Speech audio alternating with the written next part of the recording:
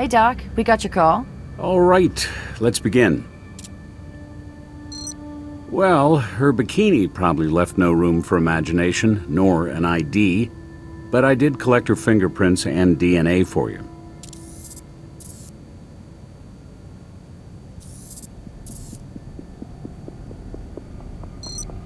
Take a look at the third-degree burns on your victim's hands and face. You can probably tell that they were above the surface of the mud during the initial explosion and subsequent fire. In addition to the burns to her skin, she suffered thermal injury to her upper airway. She inhaled a substantial amount of smoke and hot gases from the fire. Carboxyhemoglobin levels in her blood exceeded 73%. Cause of death was suffocation due to carbon monoxide poisoning. In a fire that intense, carbon monoxide levels would spike rapidly. She probably fell unconscious pretty quick. Most likely, she slipped under the mud after losing consciousness. Time of death is going to be difficult to determine. Even without the fire, the initial temperature of the mud bath complicates my ability to offer an accurate estimate. I was able to extract samples of the vitreous humor from both eyes.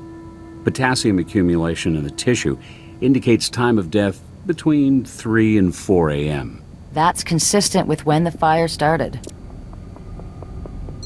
Not exactly, but take a look at this bruising on her arm. Does that look like a handprint to you? Yeah. Looks like someone grabbed her pretty hard.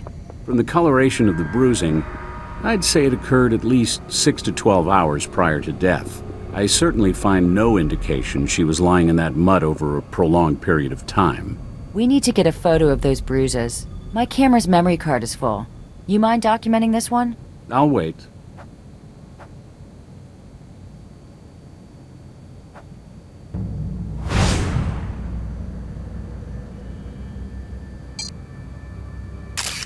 Nice composition. Maybe. Your victim had advanced mesothelioma. It's a type of cancer that attacks the lining of the vital organs. It's thought to be caused most often by exposure to asbestos. It looks as though it was an ongoing problem for her. I discovered indications of a pleurectomy, the removal of the outermost lining of the lungs. From the scar tissue, that surgery probably took place a few years ago. She may have thought she was out of the woods. Unfortunately, I found an active malignancy in her pericardium, the lining of her heart. She didn't have long to live. You know, we found some asbestos at the crime scene. The whole ceiling was coated with it. There was even a corner of the break room where it had come down. You don't suppose our victim set the fire, do you? Revenge and suicide all in one? We'll have to ask Brass if she filed any kind of complaint. Well, the pleurectomy obviously suggests at one point she knew she had cancer. But there's no way to know whether she was aware it had recently metastasized to her heart. I ran an expanded tox screen. She hadn't been taking any cancer medications, and I didn't find any tissue damage from possible radiation treatments. I did, however, find evidence of a persistent, dare I say, habitual use of cannabis. You know, a Harvard Medical School study concluded that one of the active chemicals in marijuana, THC, may in fact inhibit the growth of certain tumor classifications, even though it says right there in the press release that the growth of some other tumors might actually be accelerated by THC. A man hears what he wants to hear and disregards the rest, right? So now the idea that weed cures cancer is spreading far and wide. Anytime.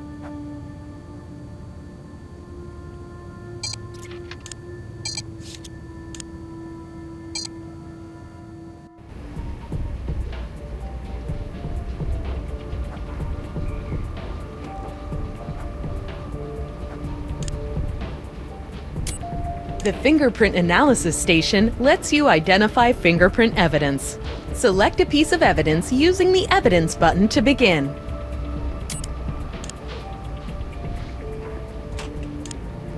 Our victim's not an aphis.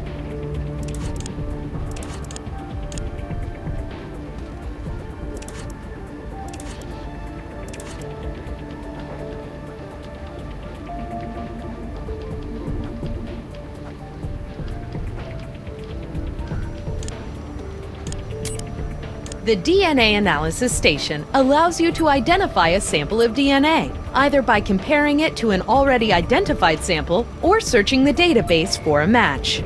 Select a piece of evidence using the Evidence button to begin. You've added a sample of DNA to the analyzer. You can attempt to match the sample to another sample you've already collected, or you can attempt to search for a match. Use the Evidence button to select something you've already collected, or the Search button to search the database. She's not in CODIS. Our Jane Doe doesn't seem to be in the system. Maybe Pete Baja knows her.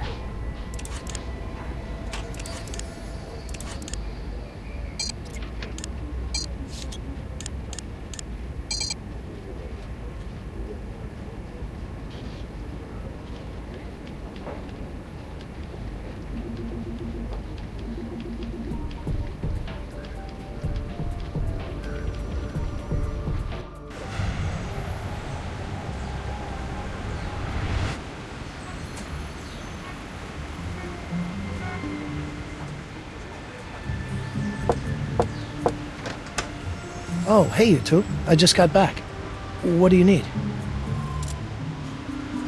We found an unidentified female victim in one of the mud baths at the spa. Oh my God. Portia. No! Portia Wiseman. She's the manager at the spa. She's the only other one with a key. Just the thought that she might have been in there when it went up. I'm sorry. It's just horrible. We can't be sure who she is until we get a positive identification. Of course. Let me lock up here.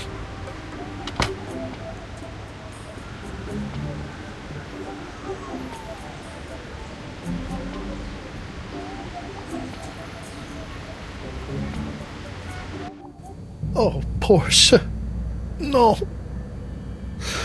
What were you doing in there? Actually, we were hoping you could help us shed some light on that. Would you mind answering a few more questions? Sure.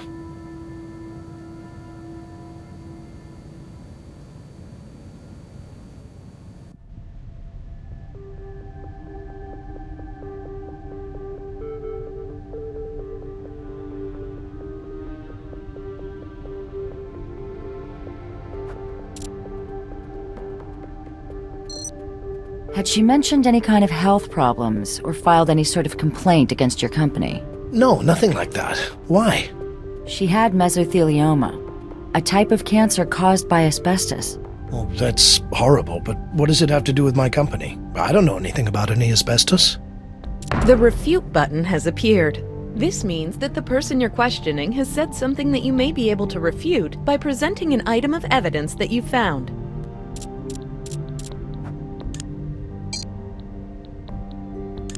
This is the evidence presentation interface. Choose the piece of evidence that best refutes the last statement made by the person you're questioning. The ceiling of the spa is coated with asbestos-laced paint. Really? I guess I'll have to take your word for it. You really think Portia got cancer from working at the spa? Oh, she never said anything to me about it. Your cunning score has increased. Cunning increases when you correctly present evidence, either to refute a statement in interrogation or justify a warrant request to Captain Brass. Think back. Did she ever seem unusually angry or depressed? Well, we weren't exactly close, but I got the feeling she was in a troubled relationship. Little things here and there, really. Such as? One Friday, I asked her if she had any fun plans for the weekend. Not really, she said, just hanging out with the boyfriend. She said it like it was a root canal or something. It wasn't just that. I think he hit her. Why do you think that he hit her? Well, Portia always seemed to like showing off her body. I even had to ask her once to wear more than just her bikini to work. But one week, a while back, I can't remember exactly when, she wore long-sleeve shirts every day, and she seemed depressed. When I asked her about it, she gave me some lame excuse about needing to do laundry. But when she thought I wasn't looking, I saw her rub her arm and wince. Well, Portia was a very private person. I know almost nothing about her boyfriend, except what I was able to infer. Was the spa making money? Sure. I mean, it can always get better, right? But it was profitable. Is there anyone you can think of who might have had a reason to start the fire at the spa? No. I mean, who blows up a spa? She's not in the phone book. I looked. Oh yes, I know where she lived. Let me write it down for you. I never got the chance to visit her. Here you go. So, I hate to ask, but is that everything you need from me right now? I have to come up with something to tell the board about why I let the insurance run out. And I can't really focus on that while I'm here. I think we have what we need for now. You'll be at the barber shop if we need you? I may have some errands to run, but I will be there for some time today, for sure.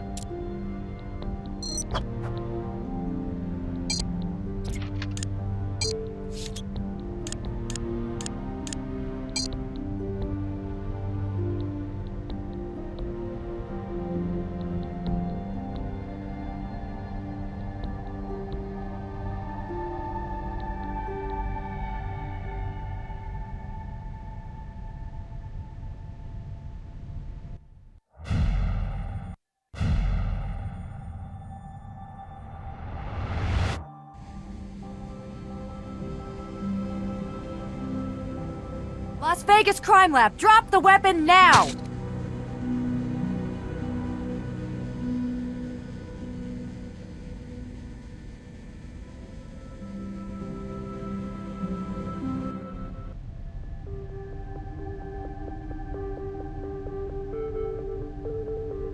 Driver's license says Brian Reed. You mind telling us why you were in Portia Weissman's apartment, Mr. Reed?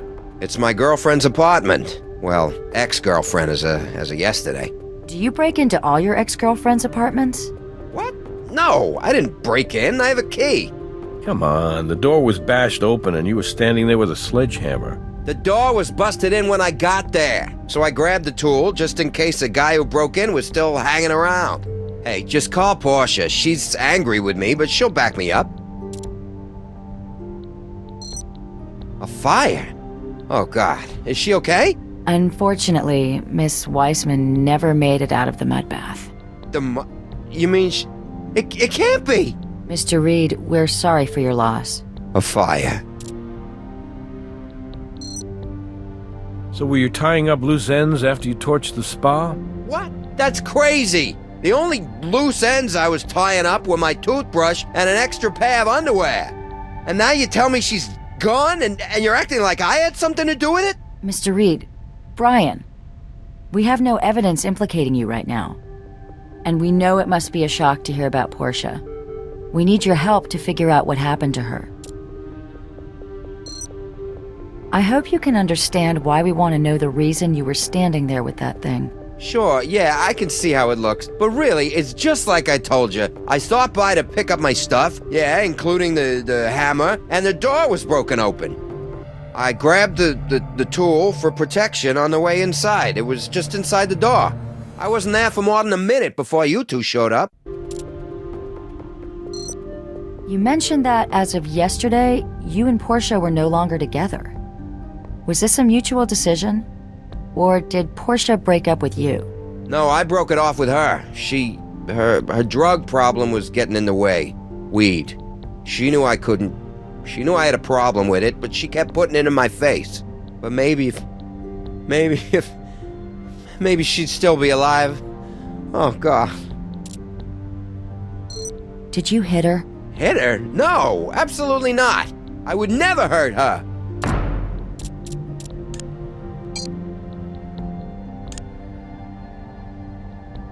Come on, Brian, I get it. She got a little out of line, right? So you had to shake a little sense into her. It wasn't like that. She just, liked it a little rough sometimes. Look, it's not really my kind of thing, but she made it worth my while. Cancer patients are sometimes prescribed medicinal marijuana to help them cope with the side effects of treatment. Cancer? Well, that may have started a habit, but her cancer's been in remission for years.